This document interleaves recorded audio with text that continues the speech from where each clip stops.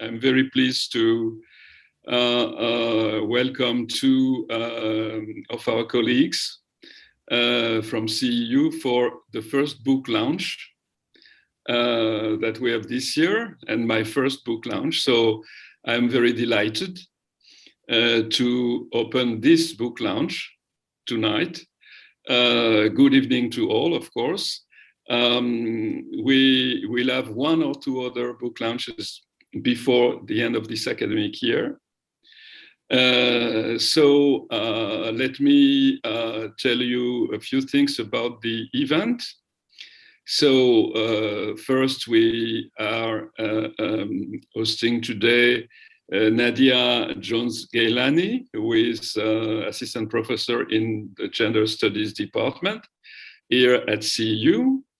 And she has recently published, in the summer of last year, a very interesting book titled Transnational Identity and Memory Making in the Lives of Iraqi Women in Diaspora.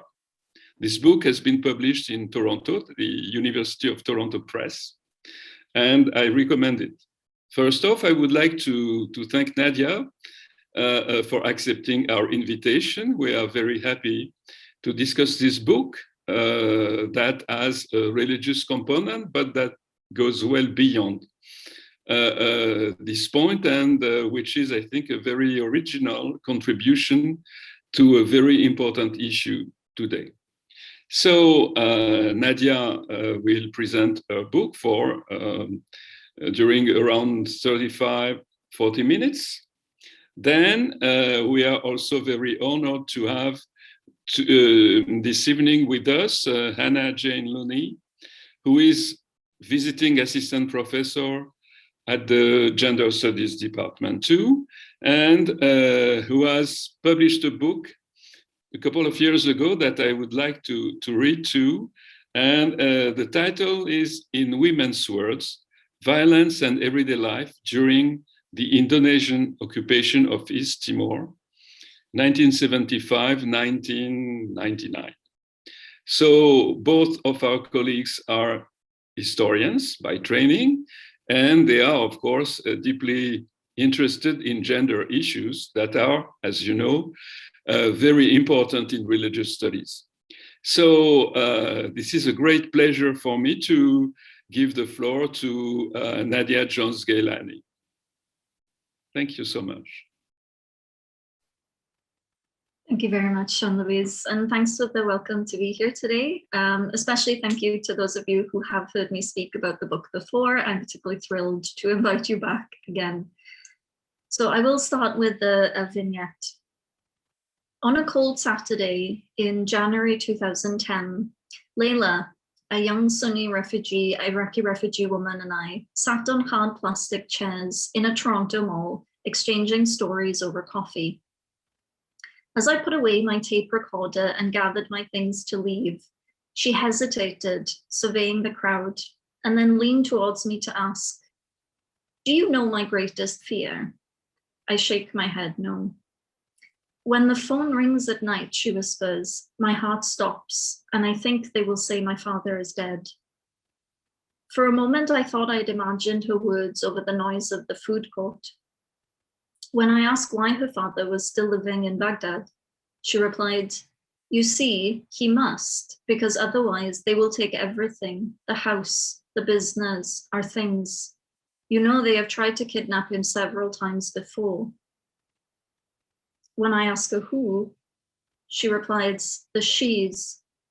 They are always the ones, the cause of all of our problems. They come from Iran, take over our country and kill our people. They are not Iraqis," Layla insisted, "but in the end, they will have Iraq for themselves." What I will discuss today are the entanglements of religion, gender, and nation that inform the process of memory making for Iraqi women in diaspora. My book is a study of gender and memory that centers women's oral histories. It takes seriously the fact that individual memories are not simply an archive of lived experiences deposited somewhere in the brain. And it seeks to understand not a narrative, not just as a source of memory, but also a source about memory. In this sense, the book is a study about historical memory, or how we remember the past and in what form. The form of memories received serious attention in the book also, since women frequently conveyed meaning, nuance, and nostalgia through metaphors, dark humor, inherited memories, and the retelling of dreams. Following the example of Luisa Passerini, whose memory work used testimonies creatively to explore the resonance of symbolic structures at the individual level, the book interrogates how the destabilizing of nationalisms within global migrations force us to look beyond national ties to understand spaces of dynamic encounter in the diaspora. The book traces Iraqi women refugees who were first displaced within the Middle East and later resettled in North America, primarily with the help of the UNHCR. The oral histories for the book were recorded between 2008 and 2012, with over 100 women in Amman, Toronto, and Detroit. I interviewed women of diverse ethnic, religious, and age and class backgrounds in their offices, in coffee shops, and in some cases in refugee camps. The first two chapters of the book explore the historical imaginaries of Kurds, Chaldeans, and Sunni and Shia Muslims as they frame their memories and identities against the spectre of the nation state. In the aftermath of the 2003 US invasion of Iraq, sectarianism became a new framework for understanding the ongoing political conflict and ensuing forced migrations of Iraqis. My argument in the book is that the sectarianism that is now a part of Iraq's contemporary legacy is a product of the dedication of the Saddam Ba'ath state to consolidating power by creating a modern, imagined Sunni state glorified in the pan-Arab past. The first half of the book adopts historian Eric Davis's framework for examining historical memory in Iraq by tracing the historical roots of sectarianism that are rooted in the modern Iraqi state's attempts to consolidate identity. Historical memory refers to the ways in which groups of people create and identify with specific historical narratives, and it's often used as a framework for exploring collective or social forms of memory, which can involve forms of family, religious, and national memory. A key part of analyzing historical memory in Iraq is to understand the project for the rewriting of history that was officially implemented in 1979. The project was not just a program of political indoctrination, but rather, and I quote, an attempt to construct a new public sphere, including the reconstitution of political identity, the relationship of the citizen to the state, and the public understanding of national heritage. This far-reaching propaganda campaign, which sought to manipulate a new nationalism in order to control ethnic and religious cleavages, was implemented through the work of historians, intellectuals, and state ministries, as well as through a popular campaign using Iraqi folklore to construct notions of cultural authenticity. The scale of this project was unprecedented anywhere in the Arab world. Moving far beyond attempts at political indoctrination or repression, it relied upon rhetoric and recognized historical symbols to control political and cultural life. Part of this project involved removing from the historical record the achievements of all groups in Iraqi society that the Ba'ath felt challenged its political project. Through the promotion of particular books, articles, visual images, films, television shows, certain historical events were marginalized and labeled as having a minimal bearing on modernity, for example, by being placed as exhibits in museums. Leading up to the Iran-Iraq War in 1980, the project for the rewriting of history increasingly marginalized Islam and gave precedent to Arabism and historical tribal ties. The Iraqi Ba'ath, as Eric Davis notes, effectively manipulated historical memory to shape nationalism by focusing primarily on commemorating a pre-modern era, and in particular the ancient civilizations of Mesopotamia and the Abbasid Empire. Pan-Arabism and Iraqi nationalism have arguably been central components to a century of Sunni elite political ideology, though more coherent and unified under Saddam Hussein after 1979. How then did a small elite of Sunni leaders impose ideas about Iraqi unity within a pan-Arab framework on such a diverse population? Hannah Batatu, the Marxist historian whose seminal work informs most of our understanding about modern Iraqi state structures, suggested that Iraqi identity is founded upon overlapping identities in which communal characteristics are preserved within national molds, allowing ethnic and religious identities to exist within a united national front. Nationalism and old loyalties existed or coexisted in the pre-Ba'ath period, when nationalism absorbed some of the older communal identities.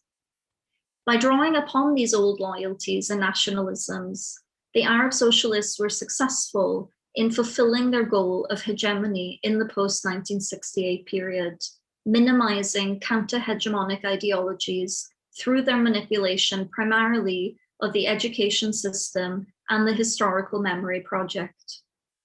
In an effort to safeguard their ambitions and nation-building aims, the state used political, social, and cultural institutions, including women's organizations, in an effort to remake Iraq's history.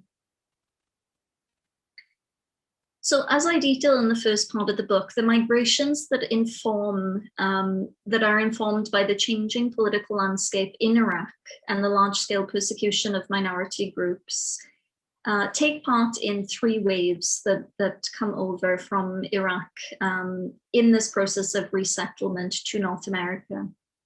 The first wave of Iraqis migrants to arrive were Iraqi Christians and Jews who settled between 1945 and 1979.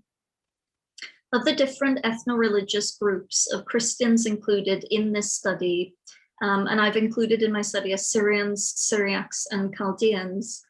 Chaldeans are currently the largest group of Iraqi Christians in North America.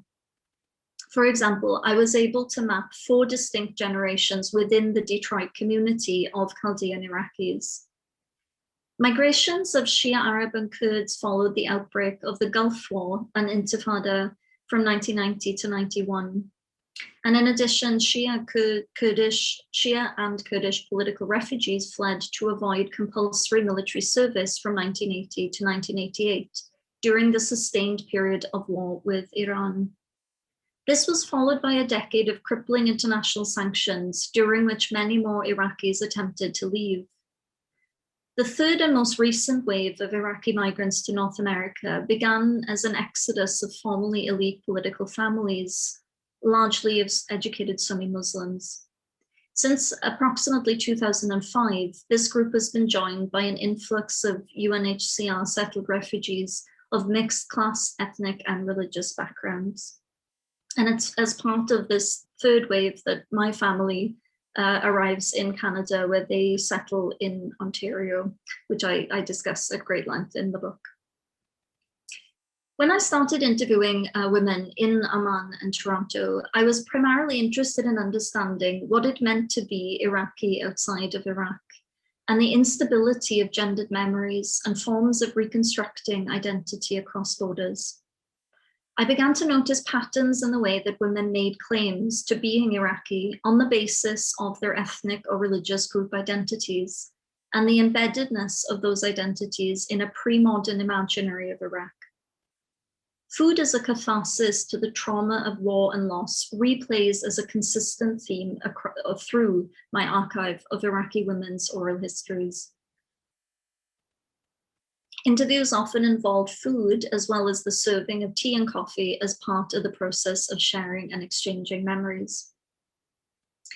For the second part of the talk then, I'd like to share with you some examples from the book, some excerpts from the interviews. And in particular, I'd like to demonstrate through these examples, how food memory and identity intersect through the lens of ethno-religious claims to belonging in Iraq from the diaspora. In 2010, I met to interview Sahina, a Sunni woman from Mosul who had arrived in Toronto a few years earlier. When I asked her why Iraqis, or why she thought Iraqis in diaspora are fractured as communities, she reached across the table for a bowl of bamieh, and tapping the dish, she replied, "Iraq is like this dish. If you put many things together, it is not plain and it keeps getting more delicious. In Iraq, you have different labels, yes, but these all belong to the same dish. Without one of these ingredients, the dish will not taste good anymore. All of the parts of the dish are different, but they are all important. After the war, the people were not together as an Iraqi community. Some people, their mind has changed. When they leave Iraq now, they're trying to get their own rights for Kurds and Chaldeans. If Iraqi people start to think of themselves as Iraqi again, it will be better.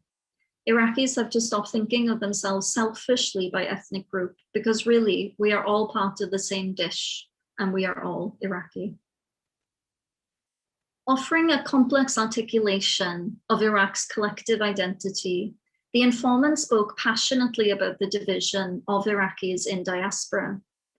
Understanding the counter-narratives and mobilization of minority groups from Iraq as a betrayal of the nation, she reinforced the notion that Iraqi national identity took precedent over ethno-religious difference. As is the case amongst other diasporas, minority groups become increasingly vocal as they advocate for communities under attack in the homeland. And as the informant explained, Iraqis in diaspora are no longer parts of a cohesive dish. They are the disparate and scattered ingredients of a global diaspora, unwilling and often unable to coexist. To contrast the previous excerpt then of Iraqis, of this idea of Iraqis as a dish, is part of another woman's narrative recorded in 2009 in Detroit. The informant, part of the Sabian Mandian religious minority, highlighted how the historical animosities that the Ba'ath manipulated in their attempts to solidify a collective modern identity has poisoned the communal bowl.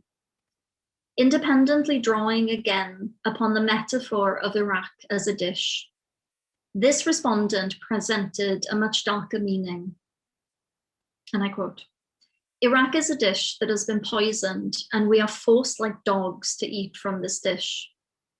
Saddam has forced us to take in his poison and carry it with us. You think we are free here to be like one community. No, we are not free actually, because we always remember the things that they forced us to believe, that the Sunnis are the chosen people, that we are not Iraqis, that we are from somewhere else, and that we must worship Saddam the dictator. That is why ethnic groups cannot come together in America. This hatred follows us and eats us inside." So in this last narrative, Iraq as a dish is tainted and corrupted by the poisonous lies of the Ba'ath.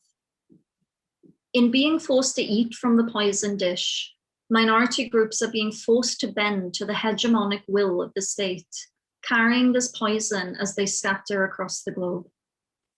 The description of all non-Sunni groups being forced to feed like dogs also captures the process of enforced fragmentation and division at the hands of the state. What I found so fascinating about these examples is their potency and ability to convey the image of Iraqis consuming state propaganda. The idea of being forced to consume a poison dish so vividly portrays how the imposition of the myth of nation has been integrated into the sensory memories of women. The first analogy of Iraqis as a dish is told through the lens of the Sunni experience, and in this account, the diversity of Iraq's many religious and ethnic groups is required to make the dish delicious. However, when Iraq as a dish is imagined from the perspective of a persecuted minority, the dish is tainted and non-Sunnis are dehumanized and forced to consume the lie of a harmonious past. These metaphors help to explain how the interconnectedness of Iraq's ethno-religious communities far predate the most recent sectarian divides. Just as Layla, the initial metaphor, offers a pointed discourse on the complex articulation of Iraqi identity, she uses a language of emotions expressed through food in order to map the socio-political locations of ethnic and religious Iraqis, both in the homeland and in the wider diaspora. Drawing upon an imposed state narrative of collective memory, Sunni women like Layla tended to advance narratives that explicitly supported a cohesive national identity as promoted by the Project for the Rewriting of History. Cleavages nurtured during the Ba'ath administration continue to be appropriated within Iraq and are replicated, as I argue in the book, in the diaspora.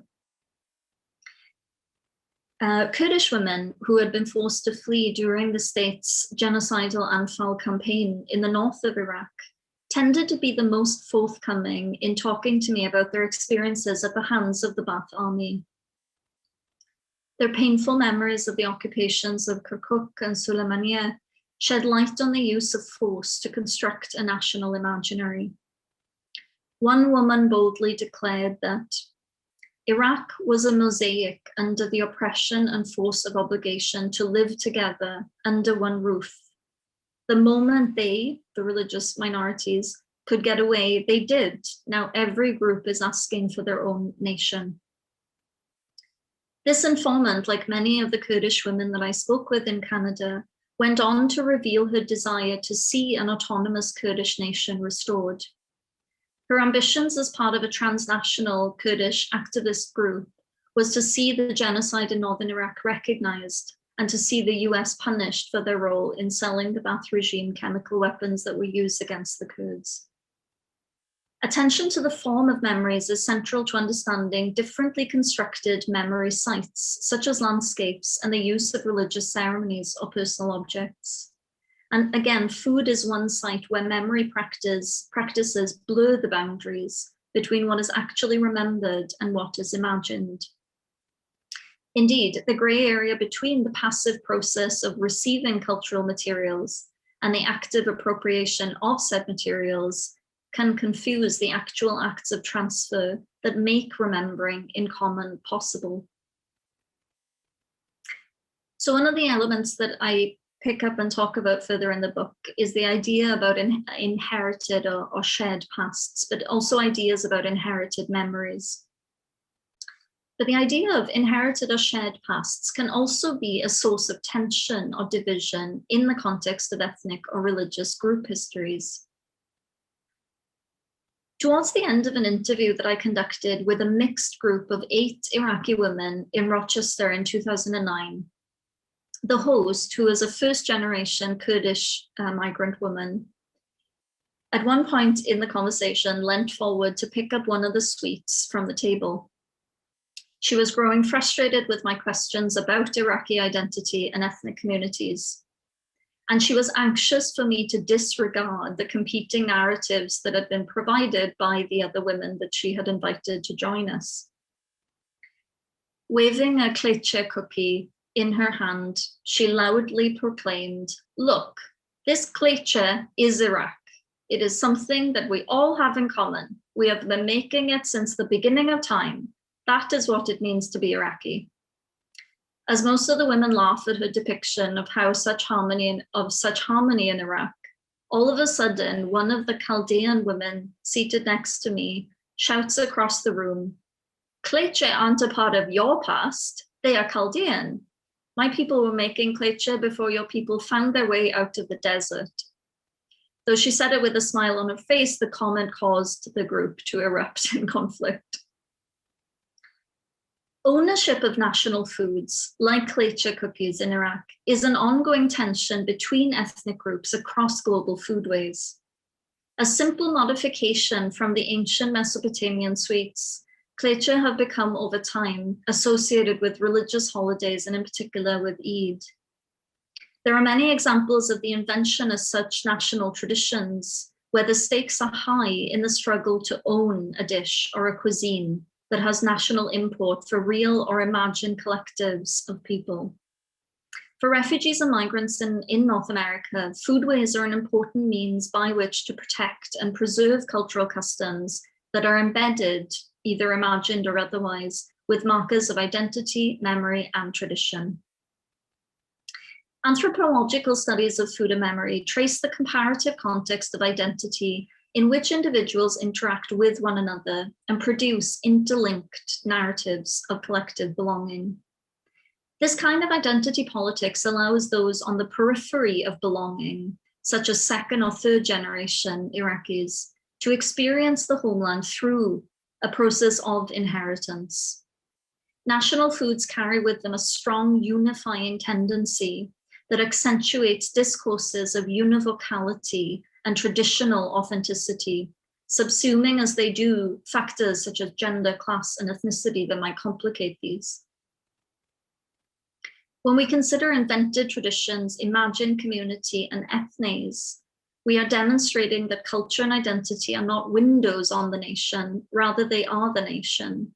In this sense, national and ethnic identities are dynamic states of being and becoming. The focus on national categories such as Iraqi glosses over the important ethnic, religious, and class differences between these migrant groups, their differing migration processes, and their varied engagement and integration in the host country. Similarly, attempts in academic studies to define the boundaries of a North American Muslim diaspora or an Arab American community have a tendency to conflate cultural traditions with more specific ethno-national identities and politicized ethnic identities. As this book argues, we must deconstruct the imagined and imposed Iraqi communal identity shaped by authoritarian regimes in Iraq in order to understand how these diverse groups have come to be part of a modern day Iraq as well as part of the diaspora. We need more thick ethnographies that examine the lives and lived experiences of diverse groups of Middle Eastern migrant women who make North America home. Marginalized from participating in the political processes in Iraq, these women in diaspora are emerging as community activists, mentors, consultants, and as gatekeepers.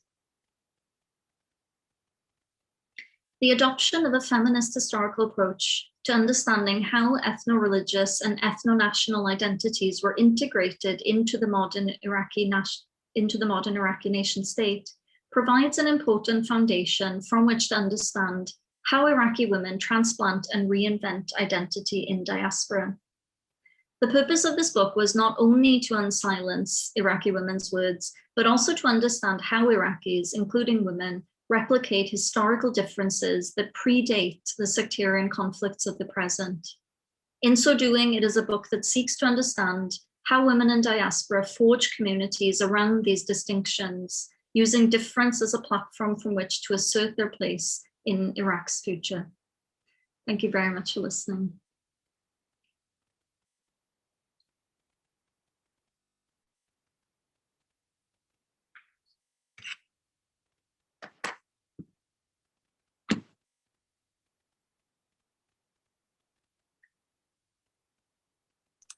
Okay, I think we're moving now to Hannah. Shall I respond? Yeah, thank you very much. And thanks to the Centre for Religious Studies for inviting me to participate in this conversation. So in the introduction, I was described as a visiting scholar. During these very unusual times, I remain in Melbourne, Australia, where it is currently 4:30 a.m. on Friday morning. And I very much look forward to being able to actually visit Vienna in the real world, which will hopefully be very soon. So I apologize for the coffee sipping. It's to, wake me up. So I'm delighted to join my wonderful colleague Nadia in discussing and in celebrating the publication of what I believe to be her very important new book, Transnational Identity and Memory Making in the Lives of Iraqi Women in Diaspora. In an interesting sense, I encountered what we might call Nadia as text before I encountered Nadia as person. In fact, it was during the course of my PhD at the University of Melbourne that I first came across Nadia's work. And perhaps I might begin my response today on this slightly personal note. So it must have been 2012 or 2013 when I read a chapter that Nadia had written for an edited collection on oral history off record. Nadia's chapter was called Third Parties in Third Spaces, reflecting on the role of the translator in oral history interviews with Iraqi diaspora women. So in this chapter, Nadia wrote of the dynamics that had structured her interviews with Iraqi women. She explored how those in the room, so her interviewees, herself as an insider-outsider of the communities that she studies, and her stepmother, an insider translator, shaped the often painful and in many cases unresolved memories which were recounted to her. So I would like to read a short paragraph from my PhD thesis, actually, which reflects upon my own process of conducting oral history interviews with East Timorese women, and in doing so, drew upon insights gleaned from my reading of Nadia's work. So I quote, "I draw on the experiences and observations of other women who have conducted oral history fieldwork for inspiration and guidance during the process. In the context of her work with Iraqi diaspora women in North America, for example, Nadia Jones-Gailani reflects upon the presence of an interpreter within the interview space and how it informs the construction of participant narratives, as well as the process of remembering and retelling past traumas and life histories. Although initially hesitant about her ability to control the interview and being forced to share authority with her interpreter, Jones-Gailani soon saw her interpreter's presence as aiding her interview participants to overcome their insecurities and hesitancy to divulge difficult pasts. I similarly felt that the presence of my interpreters made my interview participants feel more comfortable in what may have been initially perceived to be an unfamiliar context. Their presence was one of my own ethical safeguards, both to assist and guide my responses to difficult memories expressed during the interviews, but also as someone with whom I could discuss the narrative and its meaning afterwards." End quote. So for those who've read Nadia's book, I would assume and urge that our audience is comprised of those who have read Nadia's book and those who will read her book.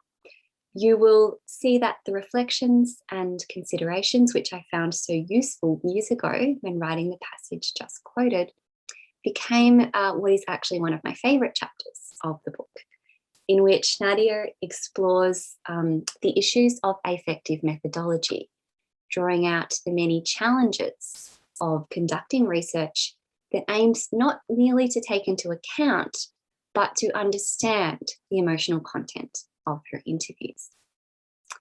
Nadia offers an interesting and compelling interrogation of her own subjectivity and positionality. Her critical gaze upon herself is indeed unsparing, and the manifold ways in which these can come to affect the interview process.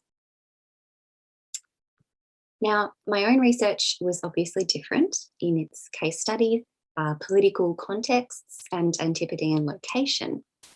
But what I found most helpful in Nadia's discussion as a young PhD student were the suggestions that she proposed for how historians might be able to interpret the kinds of stories and rhetorical forms that they encounter in all their richness, as well as her careful, considered reflections upon what it means to create space for participants by sharing authority and acknowledging that the interview is a collaborative effort. Indeed, I would suggest that one of the key contributions of Nadia's book is her feminist orientation in developing this affective methodology, her commitment to listening and observing vulnerably, her offering of honest reflections, and her sharing of some of the difficulties which she faced in designing and producing research with ethics at its core, and her insistence that becoming invested in the research and in the people concerned making personal connections and allowing these connections to guide your research is not a failure on the part of the researcher, far from it, but rather a necessity to the production of engaged and meaningful scholarship. Indeed, Nadia's commitment to reflexive and ethical feminist research, encompassing the design, the conduct, and the communication process of the project, is imbued within every page of this rich book. This approach enabled Nadia to not only foster a sense of relationality with her interview participants, but it also meant that she was attentive to the particular narrative structures and rhetorical devices through which her interview participants articulated what it meant to be Iraqi outside of Iraq. And as Nadia sort of mentioned in her presentation, as we see, these articulations and their manifestations came to be realized through affective structures. So we see this, for example, in communal rituals, such as cultures of food and drink, which evoked and embodied shared or inherited memories of Iraq. In the book, I found Nadia's discussion of cookbooks and interview etiquette, the offering and consumption of food and drink, and the entwinement of this with the interview process itself, of which she's given us just a taste today, to be particularly compelling. So when I read the book, I could see the beautiful orange trees of Baghdad. I could smell the scent of night blooming jasmine and the strong Arabic coffee. And I desperately wanted to taste kalish, the Iraqi date cookies. This is what I think good writing and good listening, and I mean listening not just in an oral, but also in a sensory manner, should do. It should transport us. It should awaken us. In the same way that the shared rituals surrounding food and drink were central to the women's continuous creation and recreation of individual and collective memories of home, and to the cultivation of shared intimacy in the interview space, in my reading, Nadia's exploration of cookbooks, coffee, and conversation, and I do think this is one of the most powerful chapters of the book, opens up a space for the reader to similarly taste, smell, touch, and hear the sensations of Iraq, and to experience the potency of this sensory imagining. Now, such attention to the lived and embodied forms of memory is no easy feat. It takes time and thought, and to a significant degree, a surrendering of a self imagined as the neutral and objective gatherer of facts to a form of self as continuously reimagined through the critical and reflexive gaze of the researcher. As Nadia explains so vividly in her book, because she herself left Iraq at the age of 5, her connection to the country is real in her mind and constitutive of her selfhood in important and ineluctable ways, but at times tenuous in the imagination of others. Her ability and willingness to narrate this tension, I find, is one of the most admirable qualities of the book. To return to the theme of Nadia's talk, the entanglements of religion, gender, and nation that inform the process of memory making for Iraqi women in diaspora. One of the dynamics to which Nadia is particularly attentive in this book is the complex ways through which migrant women imagine and construct the past in relation to their present, and construct an idea of Iraq in relation to their displacement, and how these already manifold considerations are further structured by what, following Bourdieu, might be termed the structuring structures of class, nation, politicized forms of ethnicity and religion. In her focus on and steady unraveling of these forms, Nadia illuminates the multiplicity of ways in which Iraqi women expressed ideas of nationalism and national belonging, and how these intersected with their personal identities. In doing so, Nadia argues, they produced counter-narratives to what she sees as the patriarchal collective narrative nurtured and mandated by the former Ba'ath state.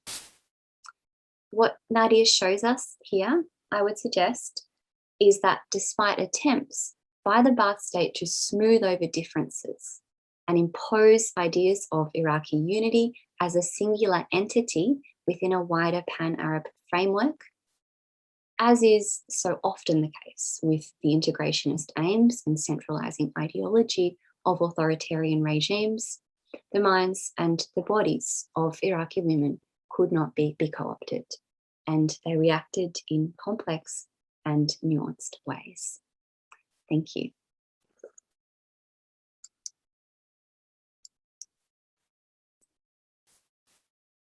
Disappearing from time to time. I have a very good internet connection, but something I am excluded by the moderator. I'm sure it's not the case. So thank you very much, Anna, for your comments. They are very rich. I think that before we go to questions and answers, and Esther reminded you that you have to use the group chat to raise your questions. I would like to ask Nadia to give some comments on Anna Jane's very, close reading. Especially, I read the book, and I think it's a very good piece in the anthropology of food. I mean, it's and your discussant made this point very salient in our comments. But there are, of course, a lot of other elements that we will discuss, and I imagine connections with religion that Anna mentioned at the end of her comments. Okay, Nadia. Thank you very much, Anna. I was sitting there towards the end just trying not to cry because I'm not sure I've thought that many nice things about my book before. So I'm really very grateful. But I'm also grateful to you for creating this understanding of how our work changes over time and what it means to actually connect with people through the text before we meet them in person. But I think one of the things that I am most proud about in the book is that it does actually take seriously what some of the issues are that we face in this kind of process of interviewing or collecting oral histories. So I think that a lot of the reflections that Hannah is commenting upon here make up a lot of the source of the book. But I think that it also reflects the lasting anxieties that far predate and will, I'm sure, carry on beyond the book. Because I think at any point, maybe in our career, the process of revisiting and thinking through methodology seems to be always so salient. For me, I think that one of the things that I wanted to comment on was the insider-outsider status, because I do talk at length about this in the book. And I know that my students are really sick of probably hearing me talk about this as well. But what I found was really useful about using the book as a means to also try to create a way that other junior researchers can deal with their own uncomfortability in these kind of spaces. And especially for those of us that don't necessarily belong clearly in one context or another, especially when that involves divided families and heritage. So for me, it was a process of working through who I was as well as doing research. And I think that taking that kind of approach in research can be very dangerous. And I wouldn't always maybe advise it, but I think that there was something about the vulnerability of being able to open up both sides of myself in the research and discuss them productively through the process of analyzing the material, that did end up being very rewarding in the end. So I think some of the messiness of the entanglements in the book, it makes it very difficult to explain to someone, this is a book about X, or this is this type of book. It's not really one type of book, but it's a very messy approach, I think, to methodology. And maybe that was part of the point, was being able to engage others in this messiness and to really unsilence a lot of the problems that we face as bodies that are in between different contexts and different worlds in some respects. Anyway, that's all I have in follow-up to Hannah. I'm immensely grateful for those comments, Hannah. Thank you.